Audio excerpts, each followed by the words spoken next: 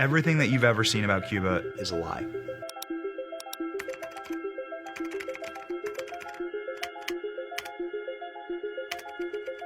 So when Benny first gave us the news that we're going, I think we all got excited.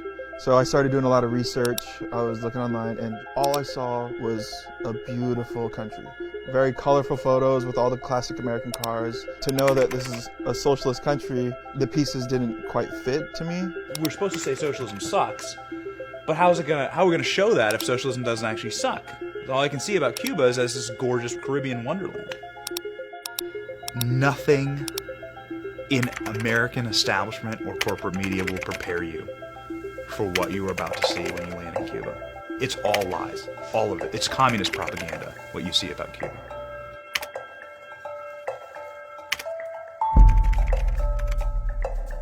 And once we got on the island, going through customs, once we got our bags, then like people came out because we were on their radar, and they go into the back and they're like, we have to take this back and examine it.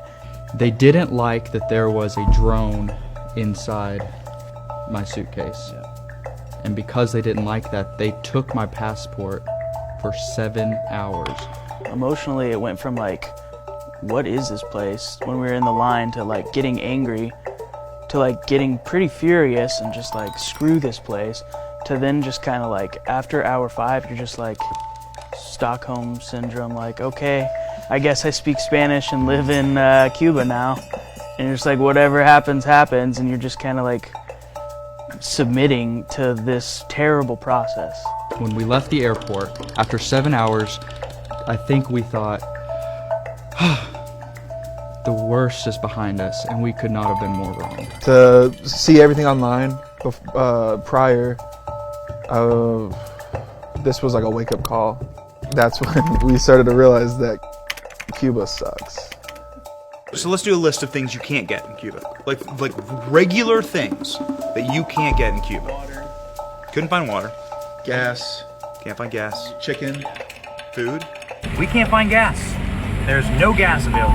Every gas station we go to, shut down. Day 2, trying to get gas.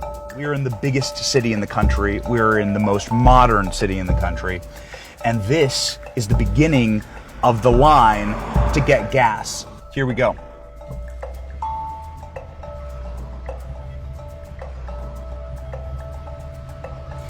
You'll notice people are sitting in their cars. These aren't parked cars. These are people that are sitting and waiting.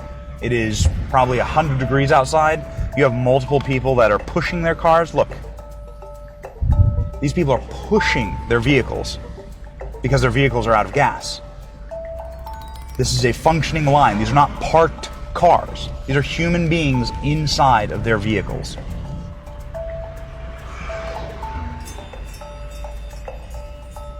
They're pushing the cars. They're eating lunch. Here we go. Up there, see that? That's the gas station. And so what we ended up doing was cheating the system. And a guy pops his head into my car door and says, my name is Stalin. We don't actually know much about Stalin. We don't know anything about Yeah. Literally, we come home and Benny came and we meet him outside. It was like, hey guys, meet Stalin. He's gonna take me to go get gas. And then he gets in the car and you're like, see you guys, and we're like, Benny's gonna die. Yeah. That's the last time we'll see him. Thanks, Stalin. So here's Stalin hustling me. I genuinely lost weight in Cuba. Like, I genuinely came home roughly 8 pounds lighter.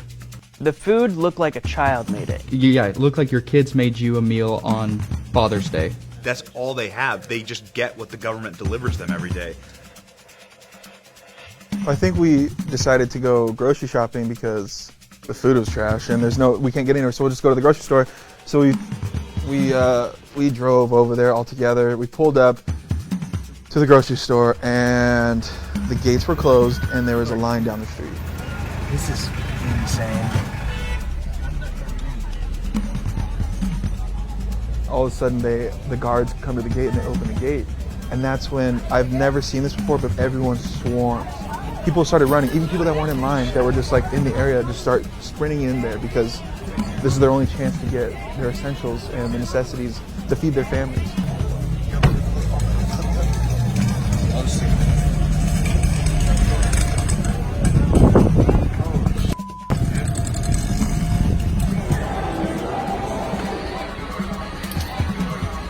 So I really hope that you like Conchita mango marmalade because we have a whole aisle of it.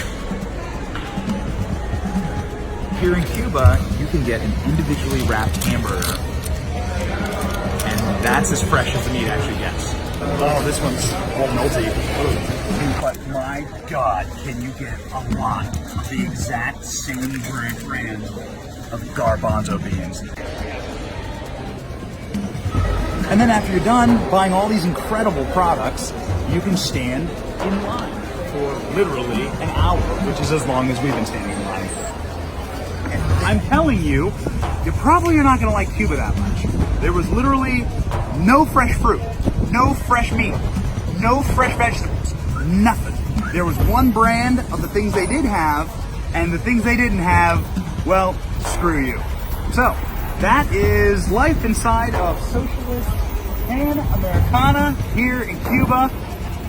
Socialism sucks. This area was so developed.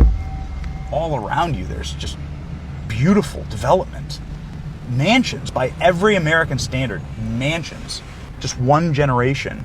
All of this wealth, all of this beauty evaporated, rotted, unsustainable because nobody has any private wealth to keep it up.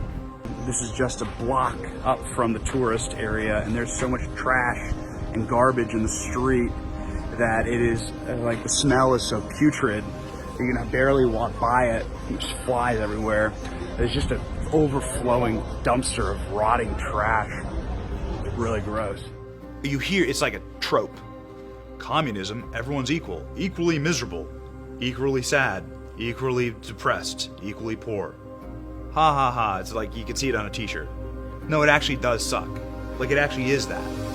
Like communism succeeds in the crushing of the human spirit and the helplessness and the beaten downness of the Cuban people is one of the saddest things I've ever experienced. I'll never forget that building that me and Josh snuck into, walking around. This is a beachfront property, and it looked like a war zone. It looked like a bomb had hit it. Walk inside, you can see 2 stories down because the floors are blown out. Same thing upstairs, just crumbled. When I went back outside, I noticed that there's fresh laundry and people inside these buildings. They are still living in this building, and I will never forget that. That, to me, is just like, you cannot tell me that socialism works. Look around you. The effects of socialism are everywhere. Crumbling infrastructure and disgusting living conditions. That is what socialism has brought to Cuba. Maybe the socialists in America should take a short trip, a short 90-mile trip, and come here and say they want this in America. It was like going through ruins. The horrific thing is that no one is living in the Pantheon right now. Like, no one lives in the Acropolis. It's a ruin. These are ruins that people are living in. Socialism is popular in America now. What do you think of socialism? It's very popular. Yeah. Wow.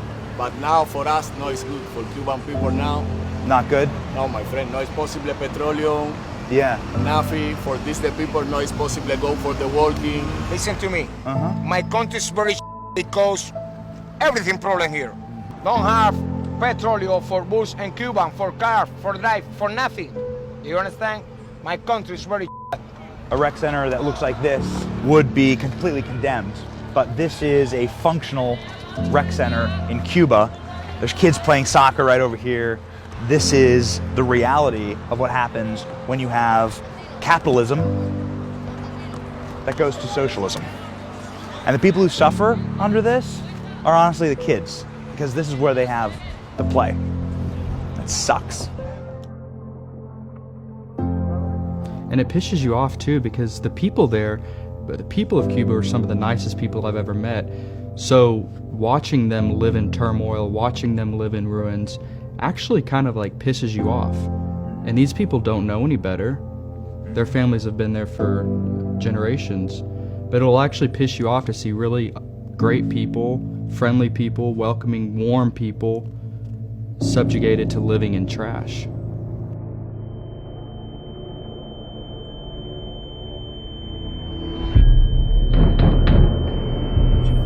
But police are here for some reason. I thought the buzzer at the door would be like police, and it actually was. And now we're seeing what they're gonna do with our cards and if we're going to jail. You hear the buzzer ring, like it continues to ring, it continues to ring, it continues to ring. We were joking. Because it woke us up and we were like, I was like, it's the cops. And then our translator comes in, he's like, it's the cops. This was an armed contingent of probably a dozen people, one person in a doctor's outfit, and a bunch of government officials, many of them brandishing weapons, that were physically banging down the door, demanding access, and demanding that we leave all of our stuff to them. And so I got on the phone with the embassy. The guy says, get here now. All right, let's get the out of this country. Carol, what did she tell you? So the maid, while we're leaving, was freaked out, just absolutely freaked out. Government officials knocking down her door. She fears for her own safety, for her going to jail, and let us know clearly that's not something that happens. I hope this is the last time we have to deal with the country of Cuba. Like the embassy staff was very sweet, talking with us, like personally meeting with us. Yeah, he came out. Very sweet. But the embassy staff came out and said something horrific, and something that was probably the scariest thing said to me in all of Cuba, which is, I can't help you. Like, when you guys are out there, I can't help you. He didn't want us to be in that situation, so the guy leaned in and essentially said, I'm asking you to leave the country. So we booked that flight, we changed that flight, we were out, and within 2 hours, we were at the airport, gone. We are at the airport in Havana, leaving Havana a day early. That is that is how our Cuba trip ends, with some more awesome government. It's heartbreaking that that's just a reality for the Cuban people. They don't know natural rights. Even more so heartbreaking is that there are Americans here that would have that governance brought here. I felt like that experience was the front lines of what communism really is. And it's not even, we didn't even see the worst of it, but just we had a fraction of that, and to see it firsthand and to realize that's what people are like wanting to bring to America. Seeing everything on social media and online about Cuba and it looking so amazing, then to see the harsh reality of Cuba is just, I don't get it. I don't get why that's all you see. This is what it's like to live without a U.S. Constitution. It is the rights and the vibrancy and the ability to have a First Amendment right to just say what you want, gone in Cuba. Second Amendment right, gone in Cuba. Third Amendment, Fourth Amendment, you have no rights. And it was, my takeaway is that I have never been happier to be an American.